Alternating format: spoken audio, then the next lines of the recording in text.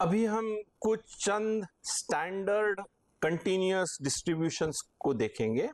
उसमें से पहला है फैमिलीज ऑफ डिस्ट्रीब्यूशंस को देखेंगे। उसमें से पहली है एक्सपोनेंशियल फैमिली, एक्सपोनेंशियल डिस्ट्रीब्यूशन या एक्सपोनेंशियल रैंडम वेरिएबल, जिसको हिंदी में चरघातांकी यादृच्छिक चर कहते हैं। तो उसकी परिभाषा क्या है? X is said to have an exponential distribution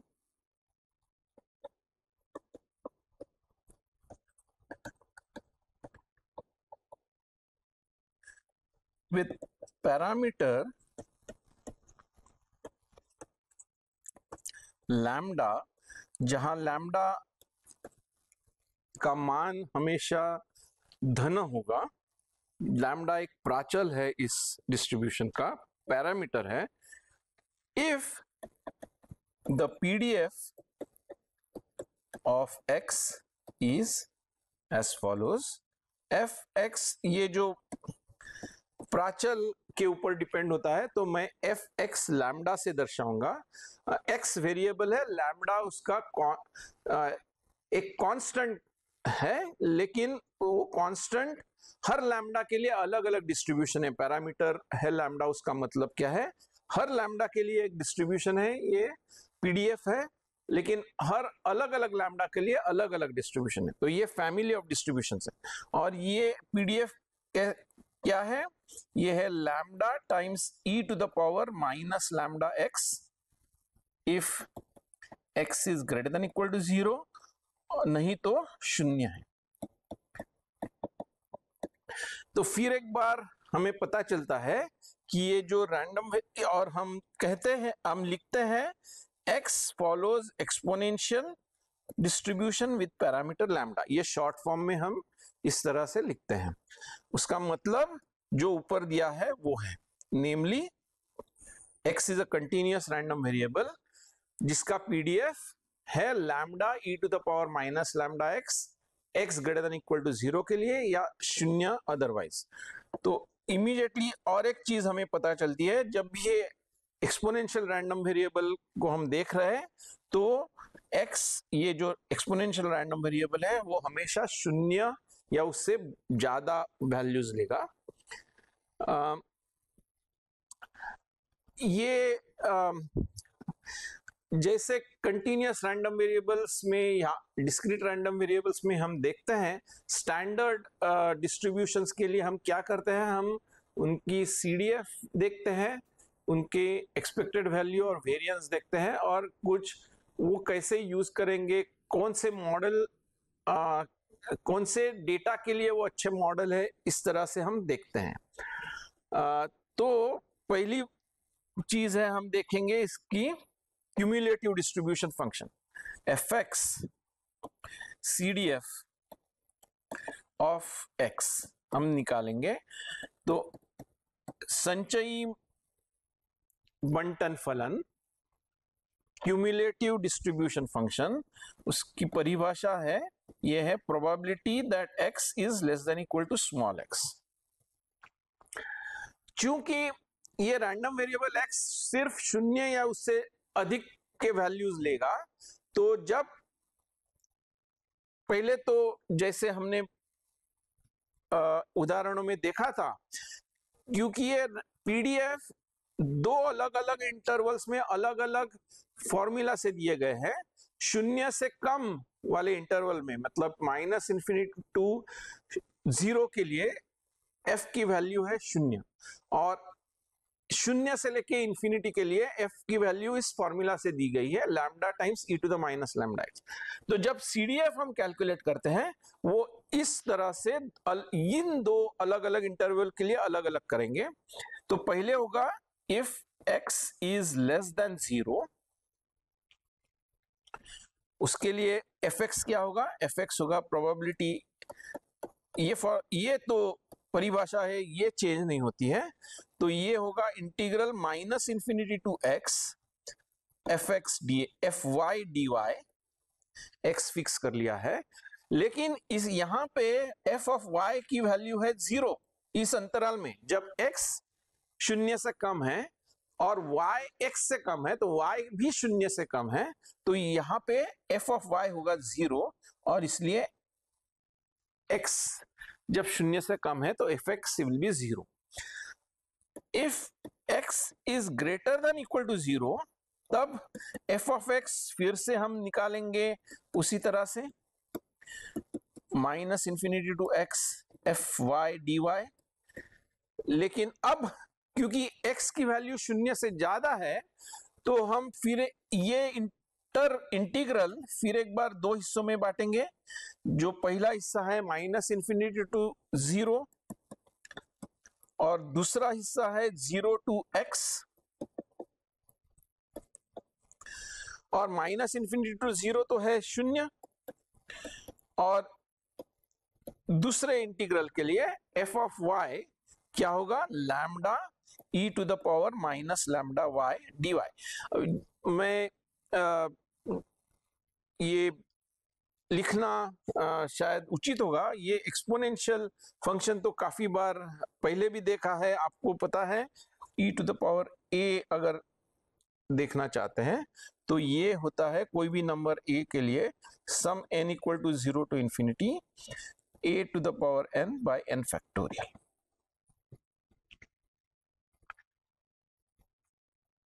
तो e to the power minus lambda x की परिभाषा भी वो होगी।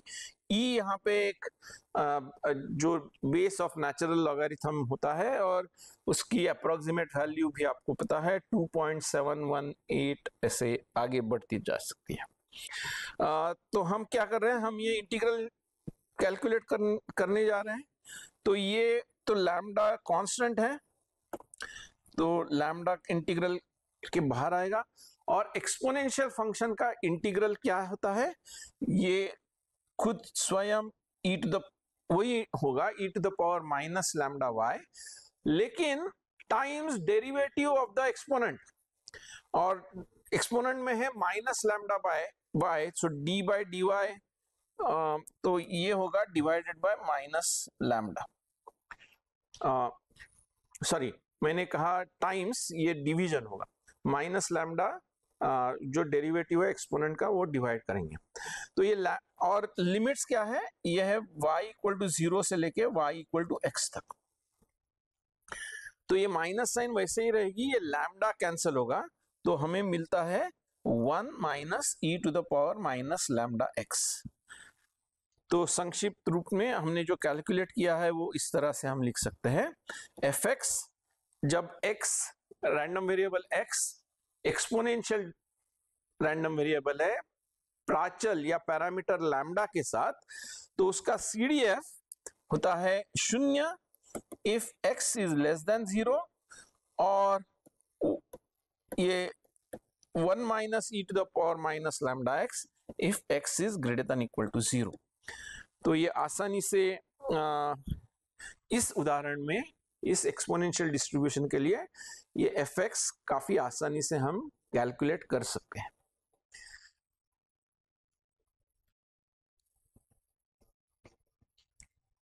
हम ये आगे उदाहरण में देखेंगे कैसे यूज करेंगे। आगे जाने से पहले मैं इसका एक्सपेक्टेड वैल्यू माध्य क्या होता है वो बता दूं। माध्य के लिए हमें फॉर्मूला पता है, minus infinity to infinity x f x d x, जो कि मैं लिख सकता हूं 0 to infinity x times lambda, lambda को मैं बाहर भी ला सकता हूं, lambda e to the power minus lambda x d x. और इस इंटीग्रल को आप कैलकुलेट कर सकते हैं।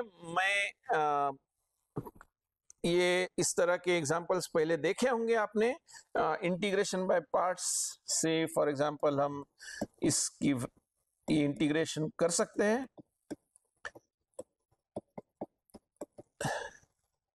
और आप देखेंगे कि इसका मान है 1 ओवर लैम्डा।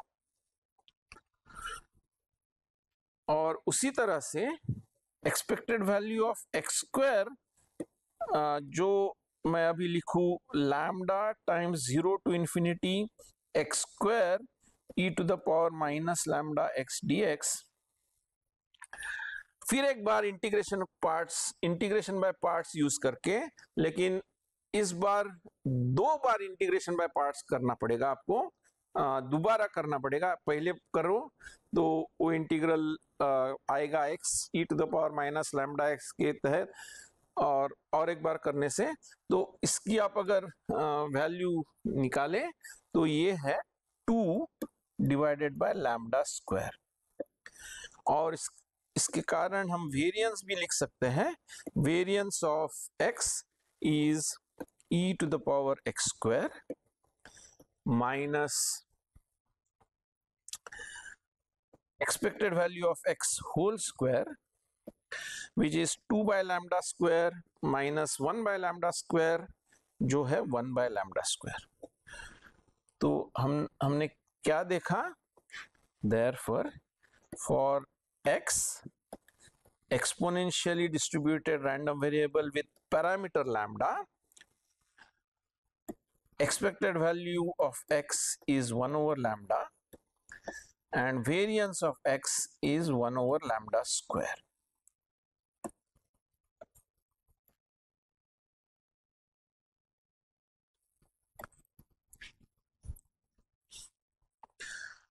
और ऑफ कोर्स स्टैंडर्ड डेविएशन को अगर हम देखेंगे sigma x which is square root of the variance of x, तो यहाँ पे square root of 1 over lambda square जो है 1 over lambda, positive square root चाहिए हमें, और लैम्डा जो प्राचल है वो पॉजिटिव ही होता है एक्सपोनेंशियल डिस्ट्रीब्यूशन के लिए, तो ये पॉजिटिव स्क्वायर रूट आ गया, तो हमें स्टैंडर्ड डिविएशन भी पता चला। देखते हैं हम उदाहरणों में कैसे इसका इस्तेमाल होता है। तो हम एक एग्जांपल ले लेते हैं।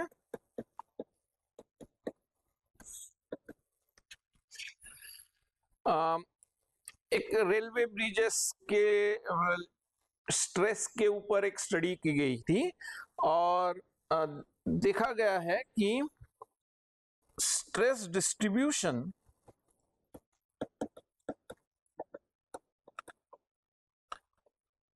on railway bridges of a particular type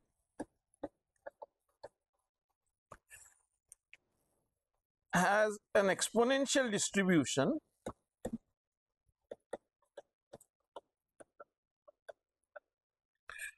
जब स्ट्रेस कोई पर्टिकुलर यूनिट्स में, स्ट्रेस मतलब प्रेशर टाइप है, तो एक मेगा पास्कल यूनिट्स में अगर उसको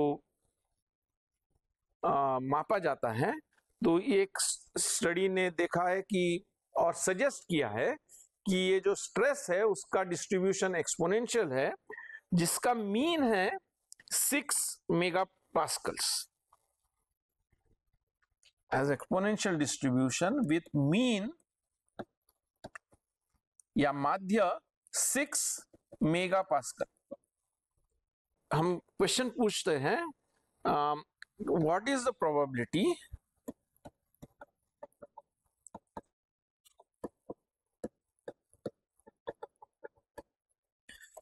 that the stress is at most 10 megapascals? तो अगर हम एक सिंबल x यूज करें stress on railway bridge, on the bridge in megapascals, तो हमें पता है कि x हमें दिया गया है कि x has a exponential distribution. Exponential distribution का पैरामीटर रहता है, एक पैरामीटर रहता है लैम्डा, और हमें दिया गया है कि एक्सपेक्टेड वैल्यू ऑफ x है 6, और अभी हमने देखा एक्सपोनेंशियल डिस्ट्रीब्यूशन के लिए एक्सपेक्टेड वैल्यू होता है 1 ओवर लैम्डा। तो उसका मतलब है हमारा जो ये मॉडल है वो है देयरफॉर लैम्डा क्या है, लैम्डा की वैल्यू है 1/6। तो x is exponentially distributed with parameter 1/6। अब हमें पता करना है probability x is at most, ज्यादा से ज्यादा स्ट्रेस है 10 मेगापास्कल, तो x is less than equal to 10, 10 या उससे कम होना चाहिए। इस घटना की प्रोबेबिलिटी क्या है? तो ये तो f ऑफ x हो गया, f ऑफ 10 हो गया, और एफ एक्स की वैल्यू भी हमने पहले कुछ देर पहले निकाली थी, वो थी 1 minus e to the power minus lambda times x, f x की वैल्यू थी। अब लैम्डा है 1/6 और एक्स हमारा है 10, सो ये है 10/6। और ये कैलकुलेटर के बिना कैलकुलेशन नहीं हो सकती, कैलकुलेटर यूज करके आप देखेंगे, इसकी वैल्यू है 1 माइनस अप्रोक्सीमेट वैल्यू है 0.189 और final answer 0.811 approximate answer, 3 rounded to 3 decimal places.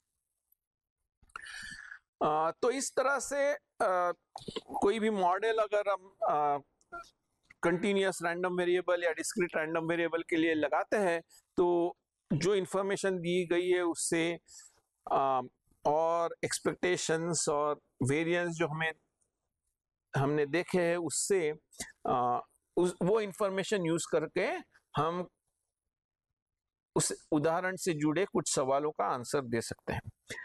आगे जाने से पहले ये जो एक्सपोनेंशियल डिस्ट्रीब्यूशन है उसकी एक महत्वपूर्ण प्रॉपर्टी को हम देखते हैं,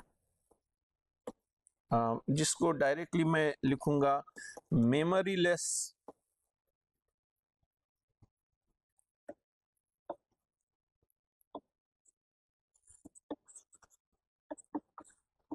property.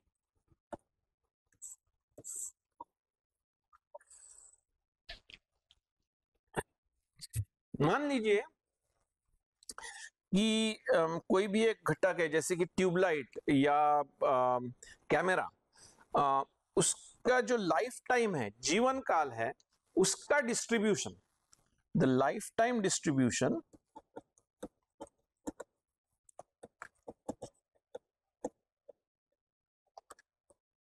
of a certain component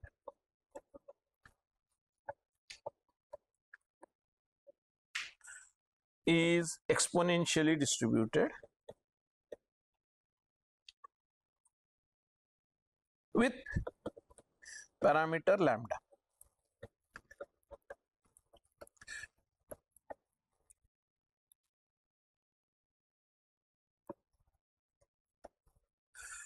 lambda हमेशा पॉजिटिव रहेगा।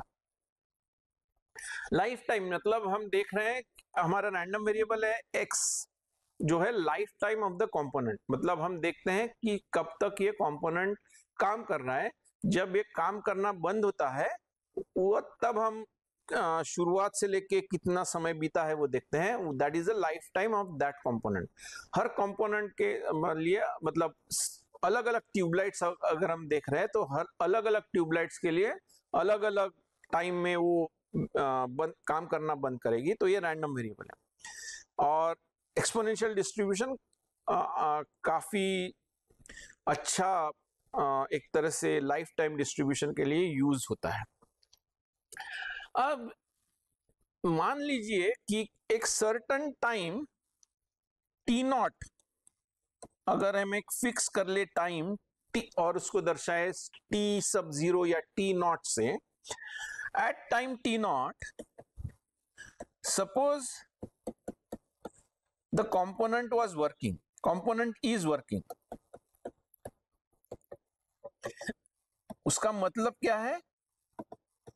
उसका मतलब जो जीवन काल है उस कंपोनेंट का वो निश्चित तौर से टी नॉट से या टी नॉट या उससे ज्यादा है, क्योंकि T not time t not पे ये कंपोनेंट काम कर रहा है। और हम क्वेश्चन पूछ रहे हैं कि व्हाट इज द प्रोबेबिलिटी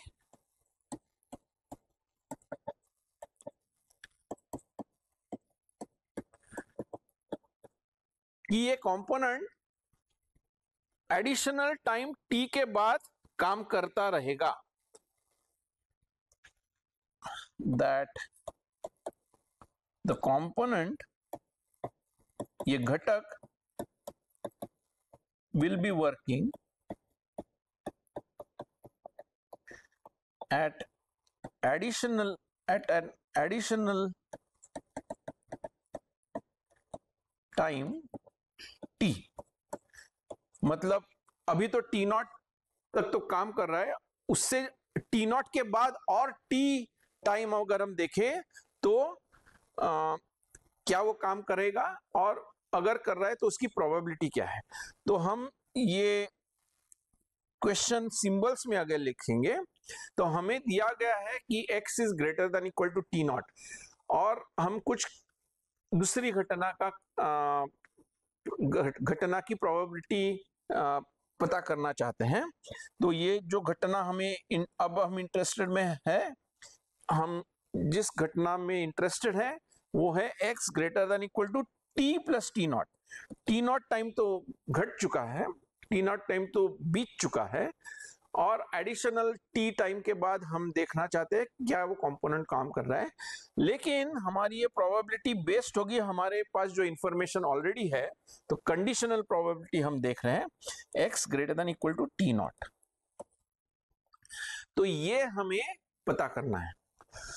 तो कंडीशनल प्रोबेबिलिटी हमें पता है कैसे करते हैं। कंडीशनल प्रोबेबिलिटी हम निकालते हैं, conditional probability of a given b को हम कैसे निकालते हैं, probability of a intersected with b। तो यहाँ पे a इवेंट कौन सा है, x greater than equal to t plus t not, ये है एक इवेंट a, और उसका इंटरसेक्शन लेंगे कंडीशनिंग इवेंट पे जो है x greater than equal to t not, और इसकी प्रोबेबिलिटी को डिवाइड करेंगे probability of x greater than equal to t not से।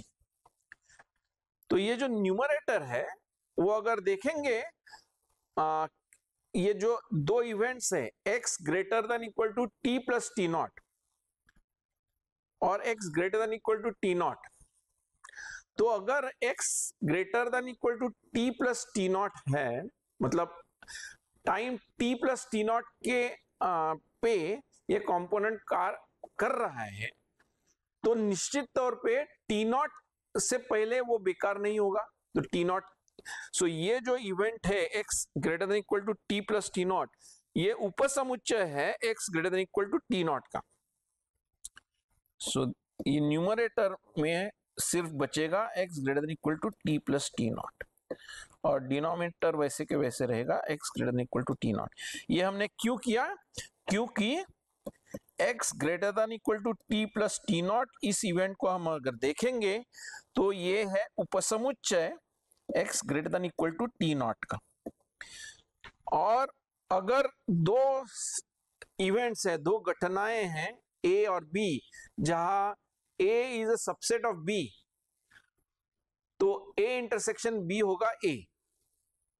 तो ये सब यूज करके हमने ये फॉर्मूला सिंप्लीफाई किया है। अब ये तो हम डायरेक्टली एक्चुअली लिख सकते हैं, ये होगा 1 minus f, 1 minus the probability x less than equal to t plus t not. ध्यान रहे x है कंटिन्यूअस रैंडम वेरिएबल, तो कोई भी एक पर्टिकुलर वैल्यू अगर x ले उसकी प्रोबेबिलिटी हमेशा 0 रहती है, तो हम ये लेस देन इक्वल टू यहाँ पे भी लिख सकते हैं। डिनोमिनेटर में आएगा 1 minus probability x less than equal to t not. तो अगर इसको हम देखेंगे, इस 1 minus f of t plus t not divided by 1 minus f of t not, और f एक्सपोनेंशियल रैंडम वेरिएबल के लिए तो हमें पता है ये है 1 minus e to the power minus lambda times t plus t not divided by 1 minus e to the minus lambda t not. तो ये 1 कैंसिल हो जाते हैं न्यूमरेटर में भी और डिनोमिनेटर में भी, बचता है exponential of lambda minus lambda t plus t not और divided by minus exponential of minus lambda t not, तो बचता है e to the power minus lambda t. तो ये सब डेरिवेशन के बाद हमें क्या मिलता है, हम देख रहे हैं कि ये the distribution of the additional time, ये जो अगर देखेंगे e to the power minus lambda t, तो ओरिजिनल जो रैंडम वेरिएबल था एक्स एक्सपोनेंशियल लैम्डा, तो probability x greater than equal to t क्या होगी इसके लिए, वो होगी 1 minus probability x less than equal to t, और जैसे कि अभी हमने देखा वो होगा e to the minus lambda t. तो ये जो फाइनल आंसर हमें मिला है वो ये दर्शाता है कि distribution of the additional life time is exactly the same as the distribution of the original lifetime। तो कितना टाइम बीत गया है उस पे ये डिपेंडेंट नहीं होता है, ये टी नॉट पे बिल्कुल डिपेंड नहीं हो रहा है इस कैलकुलेशन में। और ये एक महत्वपूर्ण प्रॉपर्टी है एक्सपोनेंशियल डिस्ट्रीब्यूशन की। सो फिर एक बार मैं इस प्रॉपर्टी को कहते हैं मेमोरी लेस प्रॉपर्टी, क्योंकि ये एक तरह से एडिशनल कितना टाइम तक ये काम करेगा, ये अभी की जो आयु है उस कंपोनेंट की, अभी का जो एज है उस पे डिपेंडेंट नहीं होता है, टी नॉट पे डिपेंडेंट नहीं होता है। फाइनल चीज हम एक्सपोनेंशियल डिस्ट्रीब्यूशन के लिए जो करेंगे वो है परसेंटाइल।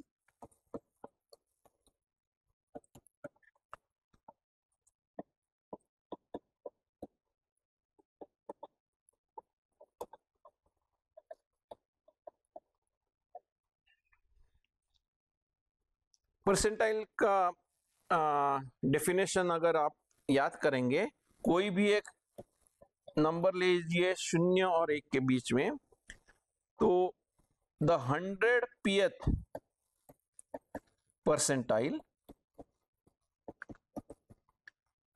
कैसे निकालते हैं, अगर उसको हमने अभी तक दर्शाया है ईटा पी से, तो ईटा पी वो कौन सा नंबर है, एक्सपोनेंशियल डिस्ट्रीब्यूशन कंटिन्यूअस डिस्ट्रीब्यूशन है।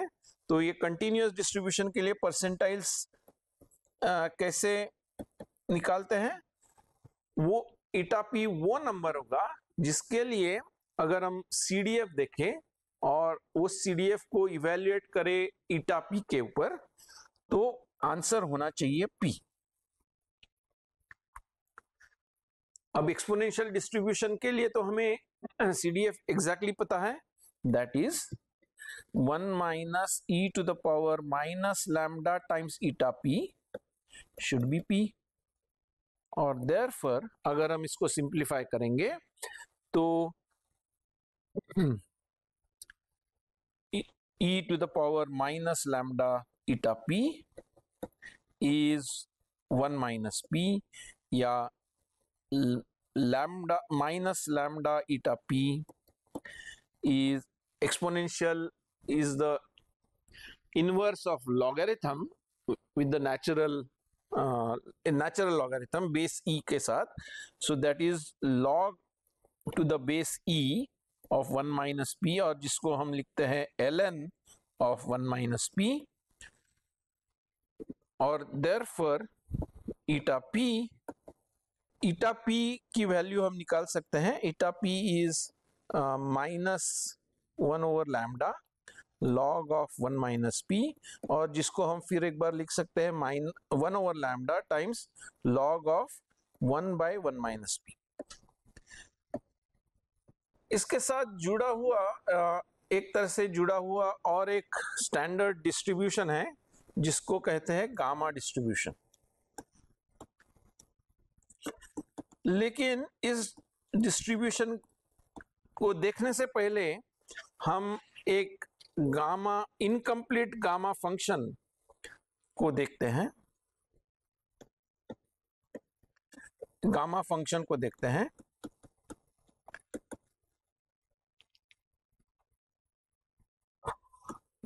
गामा फंक्शन क्या है, फॉर अल्फा पॉजिटिव, किसी भी धन संख्या अल्फा अगर ले द गामा फंक्शन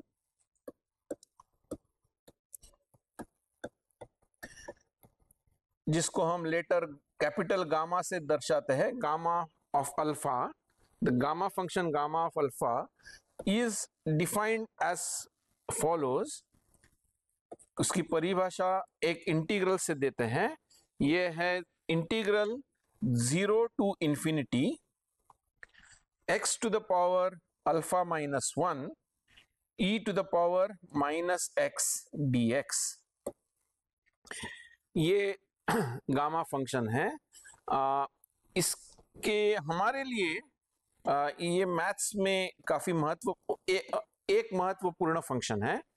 हमारे लिए इसकी कुछ चंद प्रॉपर्टीज महत्व रखती हैं, जो मैं यहाँ पे लिख रहा हूं। पहली प्रॉपर्टी ये है कि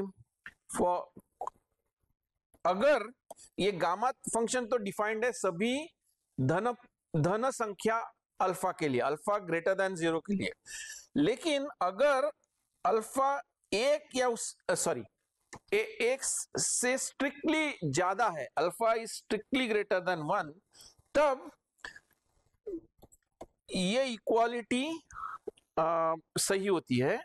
gamma alpha is equal to alpha minus 1 times gamma alpha minus 1। तो ये तो डायरेक्ट आप एक्चुअली प्रॉपर्टी प्रूव कर सकते हैं इंटीग्रेशन ऑफ पार्ट्स यूज करके। हमारे लिए ये फैक्ट हम अभी नोट कर लेते हैं। इसी प्रॉपर्टी को यूज करेंगे अगर, तो for any positive integer n, ये सभी धन संख्याओं के लिए अल्फा धन संख्याएं अल्फा के लिए गामा अल्फा परिभाषित है।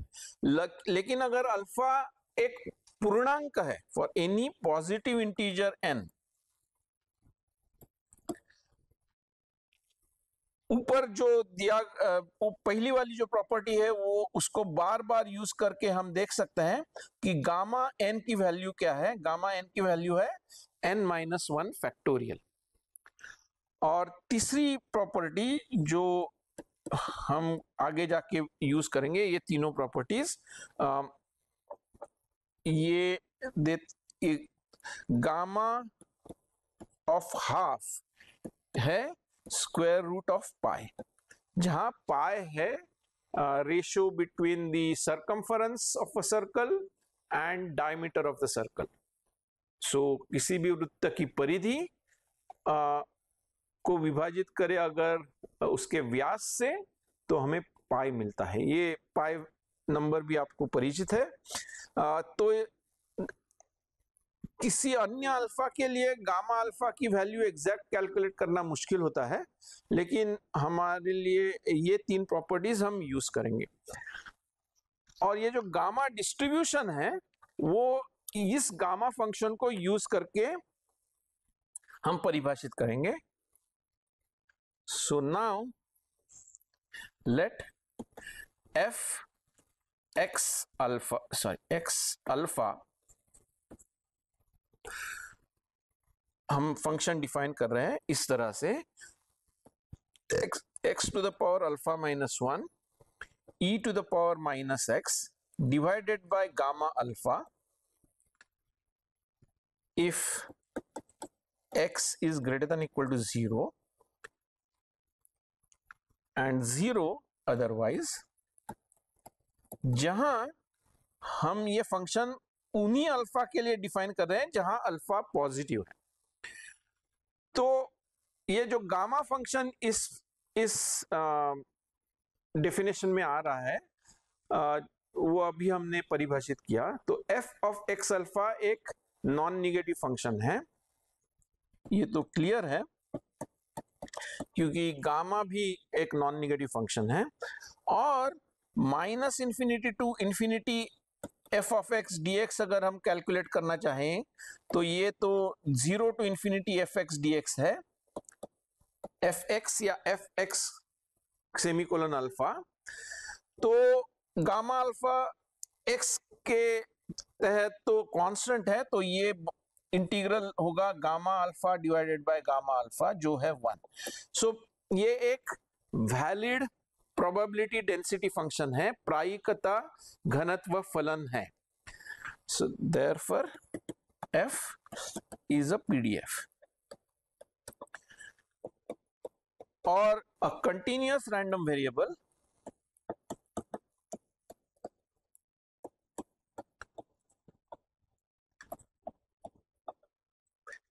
x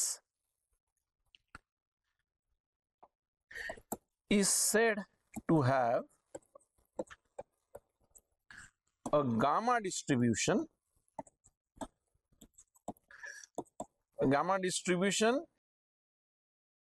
if the PDF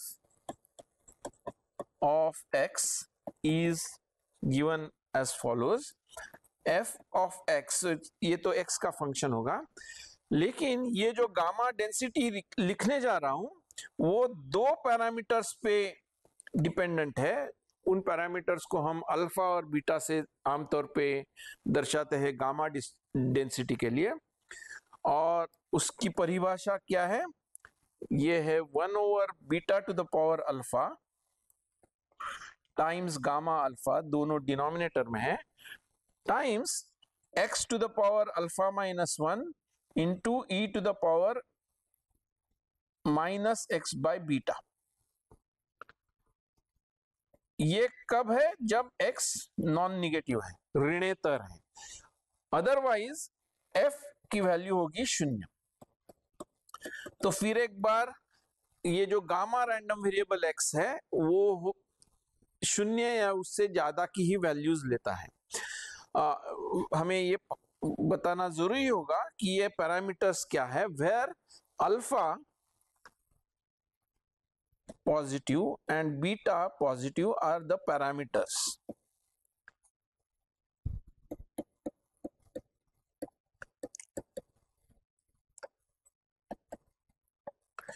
So ये सिर्फ पॉजिटिव अल्फा और बीटा के लिए गामा डिस्ट्रीब्यूशन डिफाइंड होता है। जब if beta is equal to 1, तो हम अगर आप बीटा इक्वल टू 1 डालेंगे तो हमारा एफ एक्स अल्फा बीटा ये एफ एक्स अल्फा से मिल जाएगा, और ये सो एफ एक्स अल्फा जो हमने यहाँ पे लिखा है ये एक पर्टिकुलर केस है गामा डेंसिटी की, जहां बीटा की वैल्यू 1 है। If beta is equal to 1, the corresponding beta equal to 1 डालने से हमें जो डेंसिटी मिलती है corresponding f x alpha is called the standard मानक स्टैंडर्ड गामा डेंसिटी,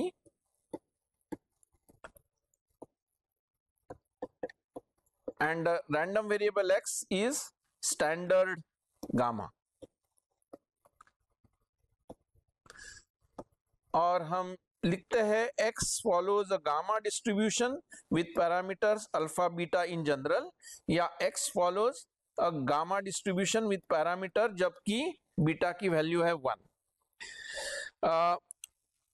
और जब also if alpha is 1 और beta is equal to 1 over lambda, तो ये जो गामा डेंसिटी है आप चेक कर सकते हैं डायरेक्टली, ये we get exponential lambda density, that is f x 1,1 by lambda is going to be lambda e to the power minus lambda x if x is greater than equal to 0 otherwise। ये आप directly F x alpha beta की परिभाषा से देख सकते हैं, जब alpha 1 है और बीटा 1 बाय लैम्डा है तो beta to the power alpha होगा 1 बाय लैम्डा, और जो डिनोमिनेटर में है तो वो ऊपर जाएगा लैम्डा। और आप वैसे चेक कर सकते हैं, गामा 1 तो 1 है, और ये डायरेक्टली आप चेक कर सकते हैं। तो फाइनली इसके लिए हम लिखते हैं इसकी एक्सपेक्टेड वैल्यू क्या होगी। एक्सपेक्टेड वैल्यू फॉर एक्स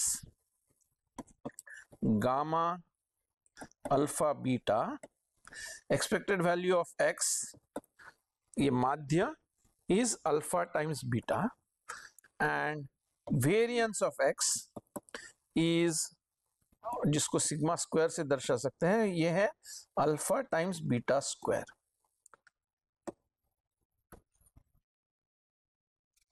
ये हम आगे जाके यूज करेंगे। Thank you.